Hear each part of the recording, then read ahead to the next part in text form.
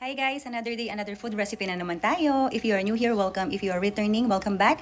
This is Faye and for today's video, magluluto tayo ng Ichiran Ramen. Ayan. So, galing pa to sa Japan. Nung pumunta kami ng Japan, nabili ko siya doon. And meron pa pala akong tira. Ayan, meron pang isang tira. So, iluluto natin siya today. Sayang naman, nakalimutan ko na kasi to dahil nag-busy ako. So, ganito siya. So, let's go. Lutuin na natin siya. Easy lang naman lutuin itong Ichiran Ramen. Actually, ito lang naman yung sangkap niya. Ayan. So, yung ating ramen noodle, tapos may sauce. Tapos, ito parang, ito yung kanyang chili flakes. Ayan, tatlo lang yung kanyang ingredients. Ayan. Pero ako kasi gusto ko yung kagaya sa Ichiran sa Japan. So, maglalagay tayo ng, ayan, beef. Ayan. Mga 1/4 lang to. Wala pa sa 1/4. Tapos, yung ating spring onions and 2 eggs. Ayan. Na-boil ko na to kanina. Nilalagay natin. Tapos, yung beef, syempre, isusutay ko lang to para lang may lasa. Susutay natin siya. Ayan. So, ito muna yung uunahin natin bago yung ating Ichiran Ramen. Ayan. Painitin muna natin yung pan. Yan, yung ating water. It's up to you kung gaano karami ng water ang gusto. Init na yung pan. Ilagay natin yung butter. Ayan. Ayan.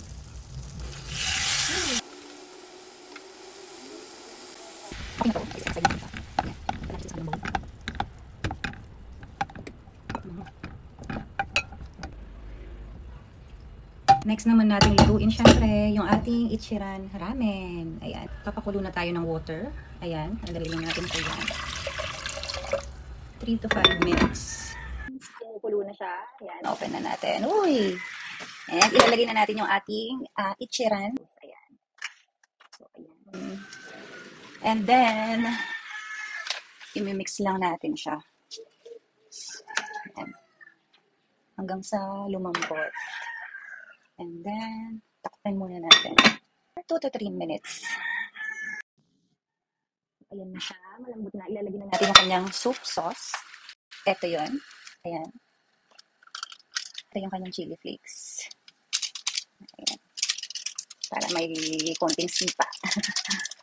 Ayan. And wait natin for 2 to 3 minutes. Sobrang easy lang niyang lutuin. Hintayin ko lang siyang lumambot para ma-absorb niya yung soup na sauce and yung chili flakes. And then, lilipat na natin siya sa bowl. Uy, okay na to. Yan yung kinalabasan ng ating Ichiran Ramen. Uy. Wow. So, ito yung itsura ng ating Ichiran Ramen. Ayan. Wala pa siyang sahog, guys. Wait pa tayo kasi lalagyan pa natin siya ng egg, ng spring onions, at yung niluto nating beef. Let's go! Ito yung ating nalutong Ichiran Ramen from Japan. And meron din tayong 2 poached eggs, yung ating spring onions, and yung niluto nating, ay sinutay natin na beef. So, pagsasamahan lang natin siya. Lagyan muna natin ito siguro. Ayan. And then, maglalagay tayo ng beef. Hindi ko alam kung malambot tong beef na to eh. Try natin. Ayan. And lalagay tayo ng egg, syempre. Mga sangkap, and itry na natin siya. Sa sobrang pagmamadali, dito na lang tayo kakain sa kusina. Ayan, moment of truth. Try na natin siya, guys. Ayan. Malambot.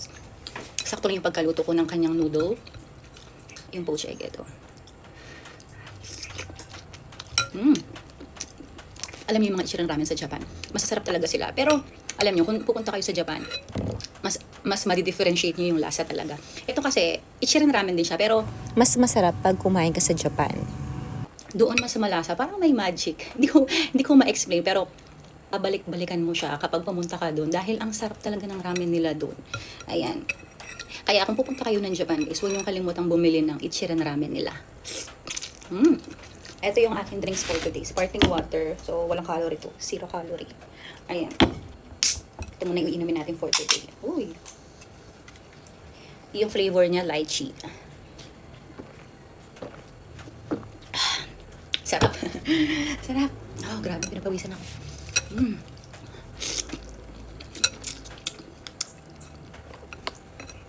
So, ito muna for today's video. Don't forget to hit like, share, follow, and subscribe. Pinagpawisan na ako. I'll see you on my next vlog. Bye! Musin ko muna to.